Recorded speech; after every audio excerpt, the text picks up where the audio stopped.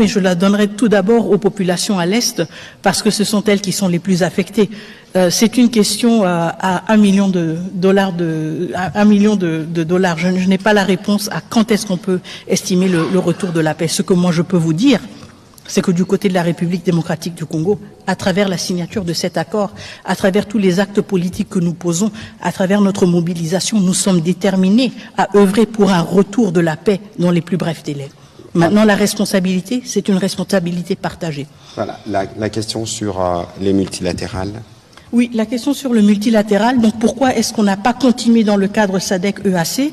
Bon, vous savez, à un certain moment, il y a eu des engagements à plusieurs niveaux. Vous vous en souviendrez. On a eu d'abord le processus de Luanda. On devait avoir un sommet.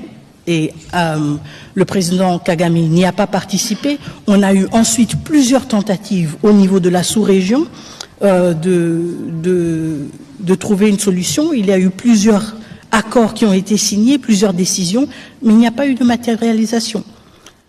Et donc la raison pour laquelle ces cadres multilatéraux n'ont pas continué à être exploités, c'est parce qu'ils n'ont pas fourni de résultats.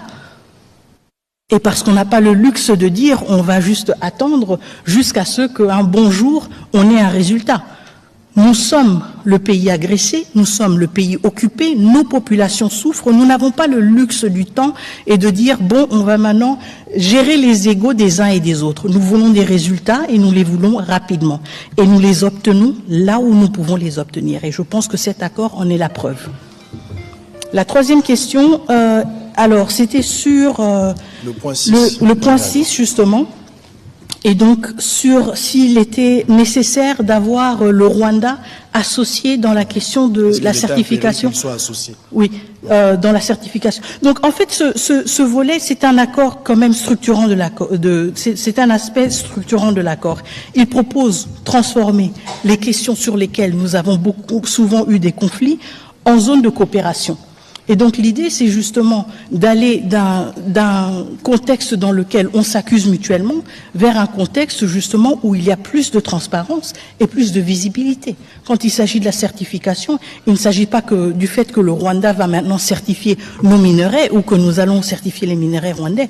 On s'appuie sur les mécanismes qui existent, sur les mécanismes par exemple de la CIRGL pour dire justement si nous voulons que la question des ressources naturelles ne soit plus une question épineuse, si nous voulons aller au-delà des accusations mutuelles des uns et des autres, vous avez pris les nôtres, vous les vendez comme les vôtres, etc., nous devons renforcer cet aspect-là des mécanismes qui existent déjà au niveau de la région, à savoir les mécanismes aussi de certification. Et ça veut dire que, forcément, nous devons travailler ensemble avec le Rwanda, tout comme nous devons travailler avec d'autres pays de la région. Quand vous regardez la CIRGL, elle ne se limite pas au Rwanda et à la RDC, mais elle a justement le mécanisme qui est le plus utile, si vous voulez, et le plus probant pour cette question de certification et sur lequel je pense que nous allons devoir nous appuyer.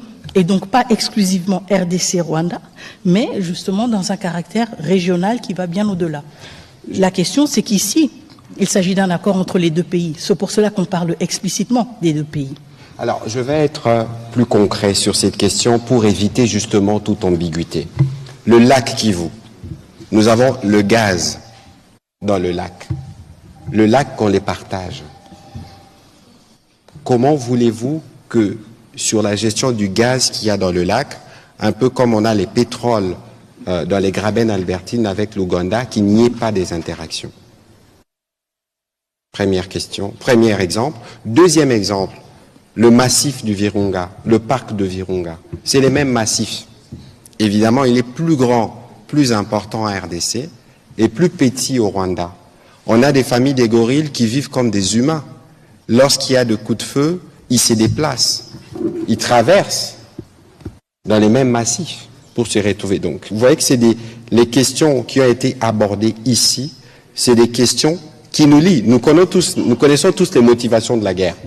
Vous avez vu qu'on a sanctionné la raffinerie des Gasabo au Rwanda par l'Union européenne parce qu'elle raffine de l'or qu'il n'y a pas chez eux.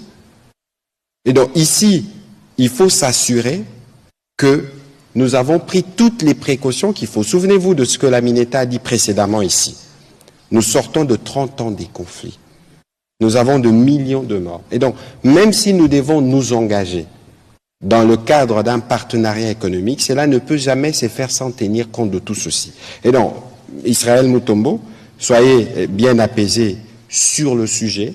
Ce qui a été abordé ici, c'est des choses qui sont vécues au quotidien et pour lesquelles nous, comme République démocratique du Congo, dans le cadre d'une paix restaurée, on ne peut que voir comment mieux faire.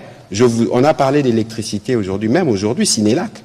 Je vous ai donné l'exemple du Sénélac, du courant qui est produit Ruzizi en RDC, mais qui est donné au Rwanda et au Burundi dans le cadre d'un projet d'intégration qui a été mené par la CEPGL. Donc, ici, il faut bien lire ce qui a été dit et le garder dans le contexte précis, parce que vous avez des exemples des réalités qui sont déjà vécues sur terrain. On va prendre la prochaine question. Comment nous sommes arrivés à signer l'accord avec le Rwanda alors que la démarche était celle de rechercher la sécurisation? Je crois que ici, Israël, on ne va pas refaire l'émission. La Mineta a dit c'est un accord de paix. On a signé un accord de paix. Dans cet accord, on a énoncé des principes, notamment le principe de l'intégration économique. Et dans les principes d'intégration économique, on a parlé d'une intégration régionale, on a parlé de ce qui est bilatéral en partant de l'existant. Il faut bien comprendre cela pour que cela ne soit pas un élément de confusion. On aura l'occasion, je viendrai sur votre plateau pour aller plus en détail, parce que je pense que vous-même, vous avez des susceptibilités sur le sujet. Mais ici, comme le président de la République l'a dit en début de cette émission, aucune ressource de la RDC ne sera brandée. Madame Alexandra Branjean, allez-y s'il vous plaît. Et puis ce sera Eric Izami. Et puis on prendra la dernière question.